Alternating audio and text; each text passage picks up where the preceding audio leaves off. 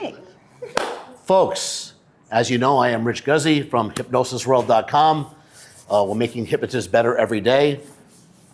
And I met this lovely lady a couple of times already.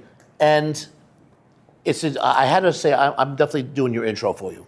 Because we're talking outside, she was blowing me away with how much of my knowledge she absorbed and how well she knows it already. She can almost be a trainer for me. That's how great she's gotten already. It's incredible. Where she's just like rattling it off. She knows all the principles. It's just incredible. So I know you're going to love her. I'm going to be going in and out watching the presentation as well. But it's Effortless Rapport. And it's Cassandra McLean. Thank you so much, Rich. Go get it. Thank you. Outstanding. I'm so honored.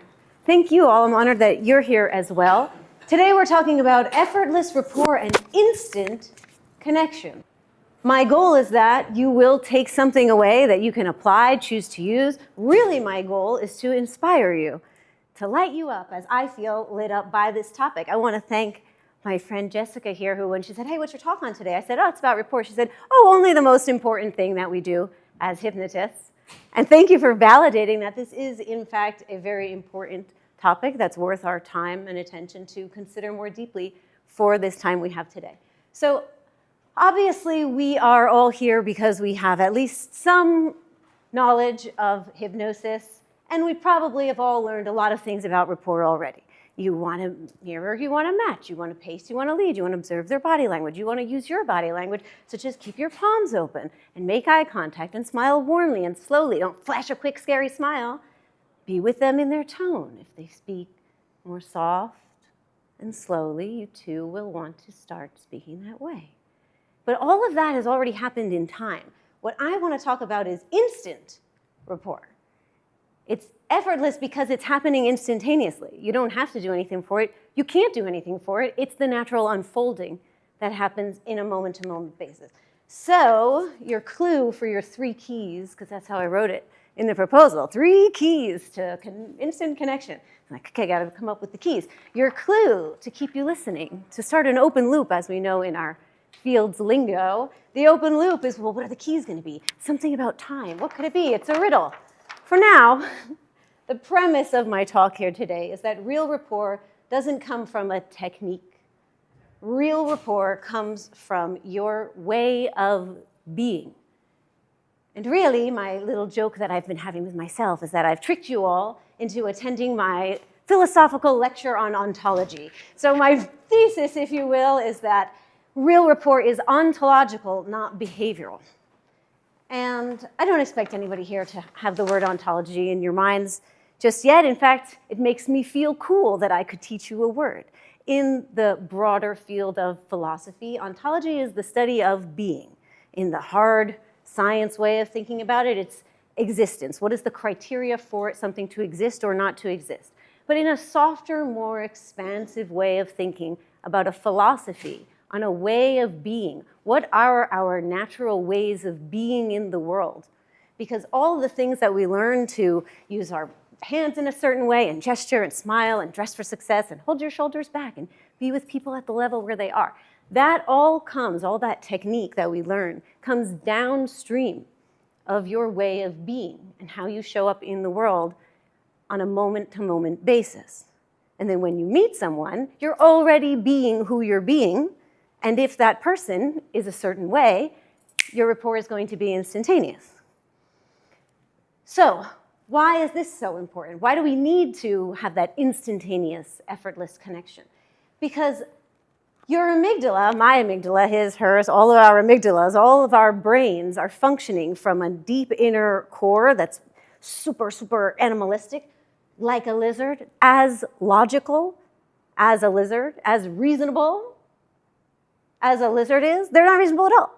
They're scanning for, is this situation trustworthy? Is this person safe? Is this person an authority in any respect?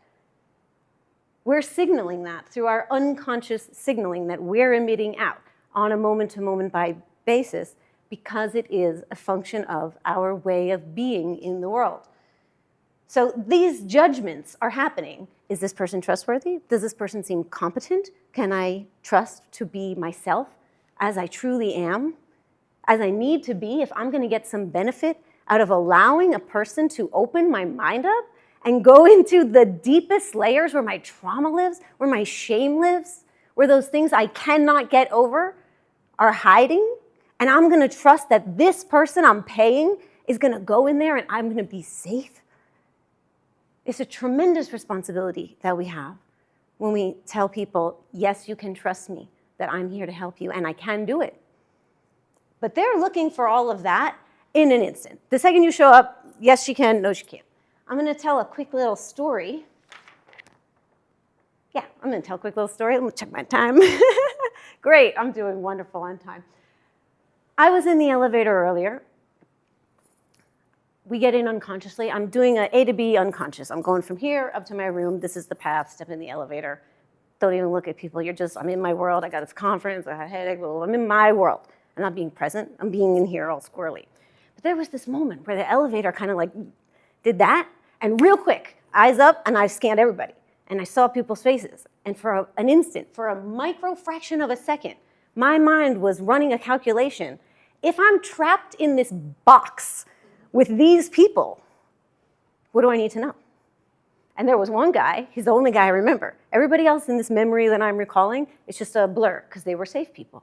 But there was one guy, and he was frowning, and he looked weathered, and he had a mustache, and he had like a low brow. And in that micro fraction where that elevator gave me a scare, I was all on him. But I was also aware that I didn't have to worry about the other people. Who did all of that judgment and feeling safe and secure or not? This part of my brain. And that's the part of the brain that's showing up every time that a potential client is calling you or knocking on your door, or a potential connection, a friend, maybe a boss, maybe someone you could collaborate with professionally. Maybe somebody you really do want to stay away from because they ain't no good for you. We want to be able to remember always that you are sending out unconscious signals at all times. It is too effortful. This is a talk on effortless rapport. It's too effortful and also disingenuous. It's fake, it's inauthentic, and it doesn't even get good results to try to mitigate and manage these unconscious signals that we're sending out. So if I'm like really stressed out and I just get off the phone with somebody who's just, and then I got a client in like 3 minutes and I haven't even eaten yet today, I'm stuffing food in front of my face over the sink, 2 minutes, I gotta hop on the Zoom call, and then I'm like, okay, and now it's time to be the hypnotherapist. I can use some of our techniques like anchoring and put myself into a resource state, sure. But there's no doubt that that person on some level, on some lizard level, is aware that I'm showing up a little frazzled and a little stressed, and I have my own baggage with me in that moment. It's up to me to put that baggage down and reset myself so that I can show up fairly and honestly to do that very important work of being in someone's mind deeply with them to help them feel more peace, health, security, confidence. So there's a practice that creates your way of being. What did I write here? All the stuff we study to build rapport comes downstream of our way of being. This is my ontological argument. And that's what we want. This is really what I'm here to convince you of and inspire you towards. This is what we want. We want it to be effortless. We want that when we show up and a potential client is there, that I know this person's going to like me and know that they can trust me and I'm good at my job. They're going to just feel that when I say, hi, how can I help you? I've already made the sale because they know she can help me. I feel it. And then we'll have our conversation and we'll talk about their things. And maybe I actually determine this is outside of my scope of practice. I probably can't or shouldn't try to help this person for one reason or another. That's in the world of possibilities. I will decide that. But that person has already decided that they want my help. That's part of the goal here when we're talking about how we use these skills to close more leads, get more clients. So what is this magical way of being that when we are being this way, we are naturally and instantly creating a high rapport potential state? Well, I've broken it down to 3 key ways of being. One is to be present. And what does it mean to be present?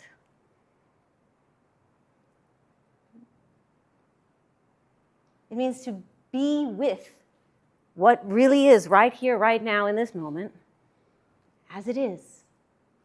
This is what it is. I'm not making it good, bad, thinking about it, wondering about it, asking questions. I'm not even in a curious state. I'm just like, this is it, and I'm here with this.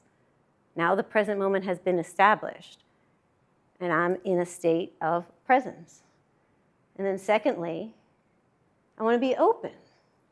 So being with things as they are is an important key, but being open to let it be what it is.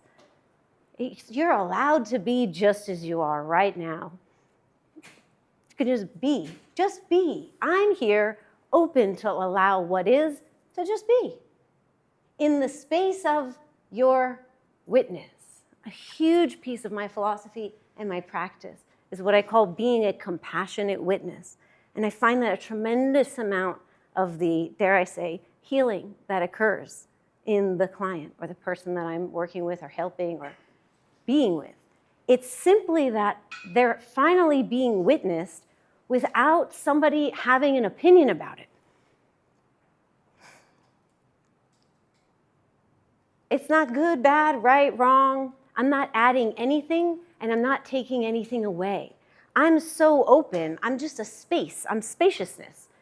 And now you get to be in this spaciousness where I'm witnessing whatever you're putting into my space, and I'm just here in a state of openness and compassion and really love.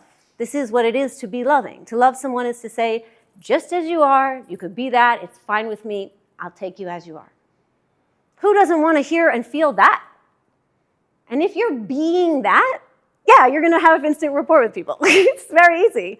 Oh my God, a safe place where I can just exist for a second? Please, this is all I want in life. And then the third thing that is this last piece of the pie of being in this state where we can have effortless, instantaneous rapport is to be confident. There are many beautiful human beings in our field who have open, loving hearts and spiritualities, and they meditate, and they are present, they're with you, they're grounded, they're loving.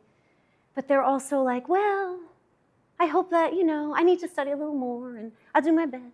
And they're like just shrinking a little bit because there's this concern. It's a concern that I've felt as recently as 20 minutes ago. Am I really capable and competent enough to stand in front of a room full of people and say, thank you for your very valuable time. I'm here to give you something that makes it worth it. Can I fulfill on that promise that I've made with everybody? I said, please come to my talk. I have to be confident that I am. That's really, really key. And when a potential client is coming to me and I seem like, well, I probably have some more studying to do, but yes, I can do my. They're going to read that because of what's coming through your unconscious signals. And confidence is just unspeakably important. So one of the keys I want to talk about in developing confidence is we're all here as hypnotists. We know about the subconscious. And I find that a lack of confidence is almost like this nonsensical, like you don't believe your own subconscious is working properly. If you study the right things and feed your mind with good information and read books and come to conferences, your subconscious is processing it. Trust your mind. It's working. You're doing what you need to do a good job for people. You're studying. You're showing up. So trust the process. All right, I did my part. And now I'm being led into this present moment, and I'm going to show up with everything I've got and trust that I'm confident it's going to be good enough for the moment. Give yourself permission to shine. That's key. All right. So, what do we do with all of this information? It might sound like, I hope that it's sounding inspiring and beautiful and interesting at the very least, right? But now how do we put this into a practice? When I said that I'm going to give you 3 keys to take away, and each key is time, each key is a minute. So I've designed for us a 3-minute meditation where we're going to go through these 3 ways of being, moving from focusing our attention deeply in our body where we get grounded, right, through a root chakra or sacral chakra energy. We get grounded in the present moment. And then there's affirmations, positive self-talk that you're saying as you're feeling your energy get grounded in the present moment. It might be as simple as just repeating, I am present. I am present. And those I am statements, everybody in this room already knows how important those are. And then we're going to move the attention up for that second minute of practice, moving it up to the heart area and opening your heart. I'm present and I'm open to whatever is. So just let it be. It's okay with me. I'm in an open state. I accept things as they are. And that's loving. That's how I know that I'm loving. It's my willingness to be with what is and say, it's okay. And then we move the energy up to the brain. And in this part, I really want you to feel the electricity in your brain, not this abstraction of your mind. Be in your brain. Feel the brain matter in your skull and feel that you're alive and your mind is working. So this is what we're going to do now. Before I guide us into this, and I even hesitated to not say, before I guide us inward, we're not going inward. You're going right here in this room. We're being present. Your presence is here. So we're not going inward, but before I guide you into the full presence of this now moment, are there any questions, contributions, ideas? None? I guess I've just done such a thorough job of speaking.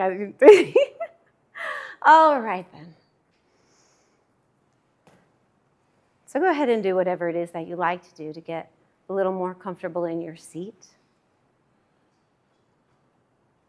And in a moment, I'm going to begin a timer, and you can trust that I will manage the time just fine. And in 3 minutes, I'll bring you back, and you don't have anything to worry about, nowhere to go, nothing to do, just being in this moment. And if your eyes are closed, that's fine, but I invite you now to open your eyes. Gently open your eyes and allow your gaze to be fixed somewhat downward in front of you. You might like to focus on a point, or you might like to have an unfocused, open gaze. But either way, with those eyes open, you can feel yourself being present with the room around you.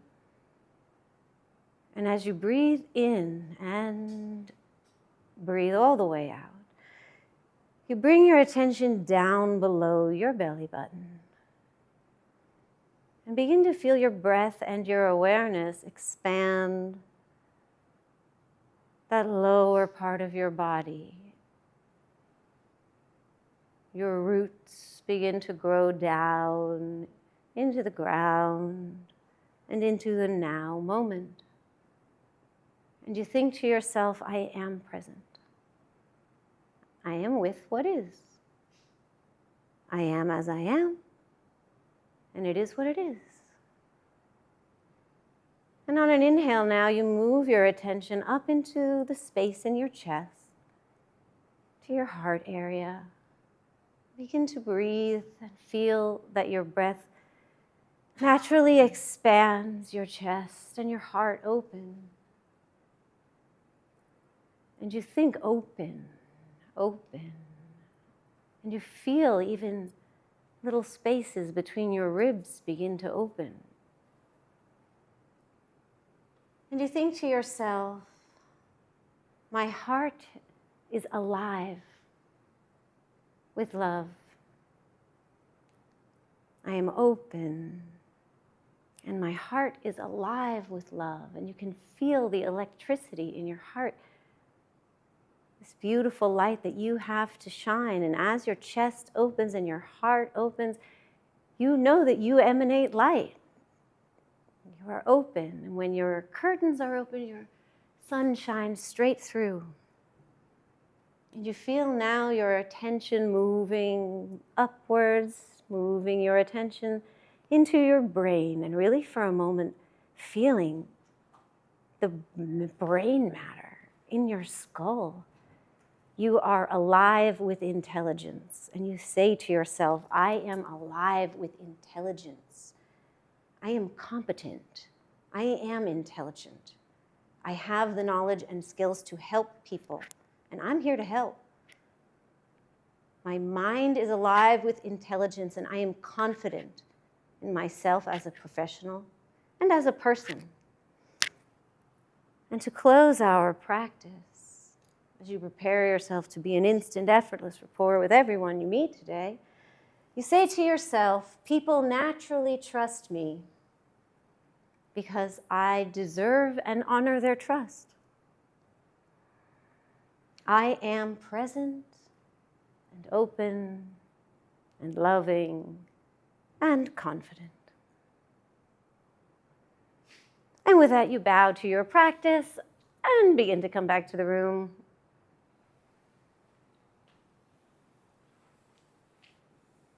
And those are your 3 minutes, your 3 keys. Who feels ready to hug everybody they know?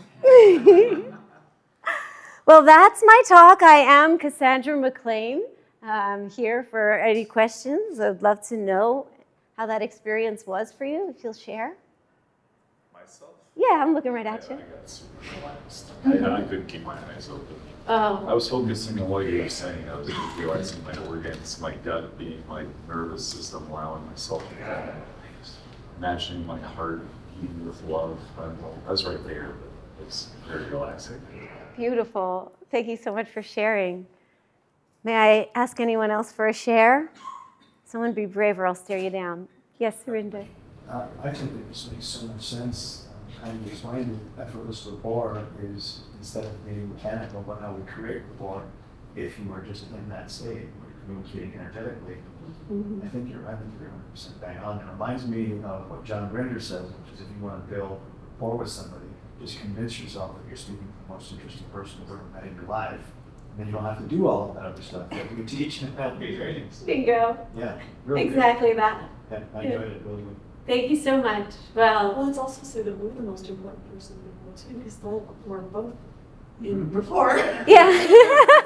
Yeah, exactly. In all of this, there's this equality that's there.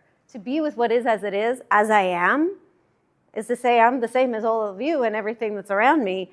This is just how I am right now. Right now, I'm like, I'm professional and I'm presenting a thing. But sometimes I'm like that frazzled person who, whoops, I got to eat this burrito real quick and jump on a Zoom call. And that's how I show up. So I got to work on my way of being in those minutes before that call. Now, of course, I'm more established in my practice. I know the importance of it. But those things still happen from time to time because life happens. Technology happens. So thank you all for your way of being in this room with me.